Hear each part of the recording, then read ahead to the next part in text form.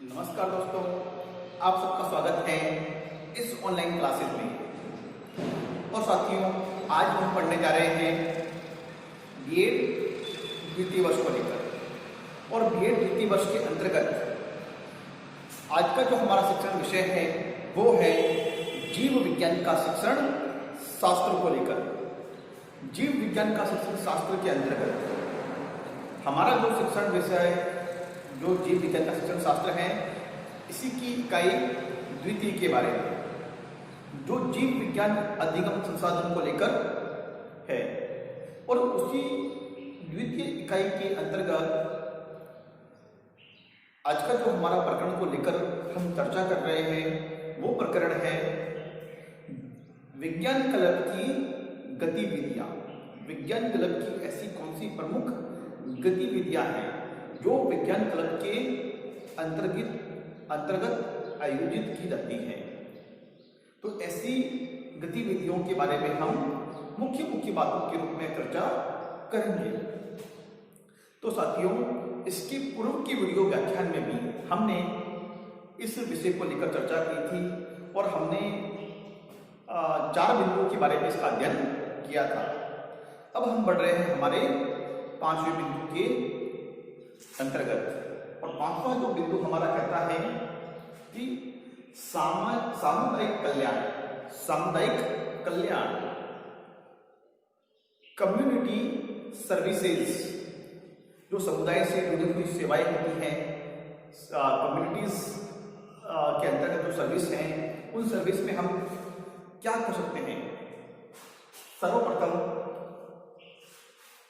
हम सामुदायिक कल्याण के कार्यक्रम आयोजित करना, जैसे सामुदायिक कल्याण के मतलब पब्लिक सर्विस की या कम्युनिटी सर्विस के जो कार्यक्रम है, प्रोग्राम को अरेंज करना। अब किस प्रकार से आप उन्हें अरेंज कर सकते हैं, तो देखिए, स्वास्थ्य की जानकारी देना, एक हेल्थ से जुड़ी हुई जो जानकारी है, इंफॉर्मेशन है, किस प्रकार की हमें किस प्रकार की सावधानियां बरतनी चाहिए और हमारी जो स्वास्थ्य को लेकर, हेल्थ को लेकर किस प्रकार से हमें अवेयरनेस होनी चाहिए की जानकारी हम विज्ञान क्लब के द्वारा दे सकते हैं। ठीक उसी प्रकार से हम लोग वैज्ञानिक उपकरणों की महत्ता बताना, जो साइंटिफिक या साइंस के अंतर्गत जो इंस्ट्रूमेंट्स होते हैं, वो हमारे लिए किस प्रकार से किसी प्रयोग के बारे में, किसी आविष्कार के बारे में या किसी इन्वेंशन के बारे में, किसी रिसर्च के बारे में जानने के लिए हमें किस प्रकार से इंस्ट्रूमेंट्स हेल्प हो जाते हैं, किस प्रकार से हमारा जो कार्य आसान हो जाता है, तो उसकी महत्ता हमारे लिए क्या होगी, हमारे रिसर्च वर्क में वो हमें किस प्रकार से सहायता करेंगे। तो उसके लिए उनकी जो इम्पोर्टेंस है उसका प्रचार प्रसार करना है, उसके बारे में बताना है, लोगों को अवेयर करना है उसके बारे में। ये कार्य भी हम विज्ञान क्लब के सदस्यों के साथ मिलकर हम कर सकते हैं। ठीक उसी प्रकार से दैनिक जीवन में उपयोग के वस्तुओं की, दैनिक जीवन में उपयोग के वस्तुओं के रखरखाव की ऐसी कौन सी वस्तुएं हैं जो हमारे दिन प्रतिदिन की, दैनिक जीवन मतलब दिन प्रतिदिन के जीवन में हमारे बहुत ही महत्वपूर्ण है, हमारे लिए उपयोग की वस्तु हैं। तो उनका रखरखाव हमें किस प्रकार से करना चाहिए, उनका रखरखाव हम किस प्रकार से करें, इस बारे में हमें जानकारी देनी चाहिए। और हम उनका उपयोग बेहतरीन तरीके से करें ताकि वो हमारे साथ लंबे समय तक चलती रहे। और साथ में उनका रखरखाव हम कैसे करें, और यदि उसमें कहीं खराबी हो रही है या कुछ समस्याएं आ रही है तो हम उनका मरम्मत किस प्रकार से कर सकते हैं, उनकी रिपेयरिंग किस प्रकार से कर सकते हैं, तो उसके बारे में वो विज्ञान क्लब के माध्यम से हम जानकारी दे सकते हैं।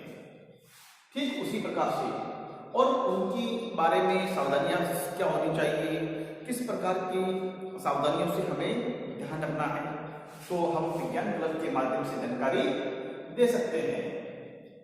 तो ये तो गई जो एक कम्युनिटी सर्विसेज की जो अंतर्गत जो बातें हैं उनको लेकर हम चर्चा कर रहे हैं। ठीक उसी प्रकार से हम अगले इंपॉर्टेंट बिंदु की ओर बढ़ते हैं और वो बिंदु है छठा, 6th, विज्ञान संबंधी विषयों पर व्याख्यान। विज्ञान संबंधी विषयों पर व्याख्यान देना कि जो साइंस से रिलेटेड जितने भी विषय हैं या साइंस की जो अन्य विषयों से जो संबंध है, जो रिलेशन है, उनसे जुड़े हुए कुछ व्याख्यान है, कुछ लेक्चर्स हैं, उसको तैयार करवाना, उसके बारे में हमें एक तैयारी करवाना। ठीक उसी प्रकार से वाद विवाद प्रतियोगिता करवाना कि विज्ञान क्लब के द्वारा कुछ विज्ञान के लाभ को लेकर या कहीं दैनिक उसके सकारात्मक पक्ष को लेकर है, नकारात्मक पक्ष को लेकर है, या उसके दैनिक जीवन में क्या लाभ है और लाभ है तो उसके नुकसान क्या है, तो इसको लेकर भी हम वाद विवाद की प्रतियोगिता का आयोजन विज्ञान क्लब के द्वारा कर सकते हैं। ठीक उसी प्रकार से सम्मेलन, एक बड़े स्तर की बात है सम्मेलन करवाना, तो हम विज्ञान क्लब के माध्यम से सम्मेलन का आयोजन कर सकते हैं। ठीक उसी प्रकार से विचार विमर्श, विचार गोष्ठियां आयोजित करवाना, विचार विमर्श से जुड़ी हुई विचार गोष्ठियों का आयोजन हम अपने विज्ञान क्लब के सदस्यों के माध्यम से आयोजित कर सकते हैं। उन्हें जैसे कुछ विचार विमर्श या उससे जुड़ी हुई गोष्ठियां हैं, कार्यशालाएं हैं, वर्कशॉप या सेमिनार हैं, वेबिनार्स हैं, इस तरह की जो मतलब विचार गोष्ठियां हम और अच्छे वैज्ञानिकों को, ख्याति प्राप्त लोगों, दार्शनिकों आदि के विचार हमें वहां पर जानने को मिलते हैं। ठीक उसी प्रकार से जो विज्ञान प्रदर्शनियां हैं, प्रदर्शनी का आयोजन करना, विज्ञान से जुड़ी हुई चार्ट, मॉडल या विज्ञान से बने हुए कुछ इंस्ट्रूमेंट्स हैं, कुछ साधन हैं, या आपके द्वारा कुछ ऐसी सुविधाएं जो जन सामान्य को के दैनिक कार्यों में या फिर उनके किसी अधिगम को लेकर या बच्चों की पढ़ाई को लेकर, मतलब जन कल्याण के अंतर्गत जुड़ी ऐसी भी बातों का आविष्कार आपने किया है, तो विज्ञान क्लब में प्रदर्शनियों के माध्यम से आप उनको लोगों के सामने प्रदर्शित कर सकते हैं। ये भी एक बहुत ही अच्छा तरीका है। अगला जो बिंदु हमारे समक्ष है 7वें नंबर वाला बिंदु, और वो बिंदु ये कहता है कि विज्ञान समाचार बुलेटिन का प्रकाशन करवाना। साथियों, विज्ञान समाचार जो बुलेटिन है, जैसे विज्ञान से जुड़े हुए कुछ आविष्कार है या अन्य क्षेत्रों में या अन्य जो स्टेट में विज्ञान से जुड़े हुए क्या क्या नए नए प्रभाव चल रहे हैं, किस प्रकार के विचार चल रहे हैं, या अन्य देशों से विज्ञान के बारे में क्या नई खोजें हो रही हैं, या विज्ञान के स्टूडेंट्स क्या कार्य कर रहे हैं, तो उन सभी बातों को लेकर विज्ञान क्लब क्या करता है, अपना समाचार पत्र का प्रकाशन करता है। एक बुलेटिन मैगजीन निकालता है या मैगजीन निकालता है। उसमें उन सारी खबरों को विज्ञान जगत से जुड़े हुए जो मतलब तत्कालीन या करंट अफेयर्स को उसमें दिया जाता है, तो उससे उन विज्ञान क्लब के सदस्य पढ़ते हैं या अन्य लोग पढ़ते हैं तो उन्हें वहां जानकारी हासिल हो जाती है। ठीक अगला जो बिंदु हमारे समक्ष है वो है 8वां बिंदु, और 8वां बिंदु ये कहता है कि विज्ञान से संबंधित समारोह का आयोजन करना।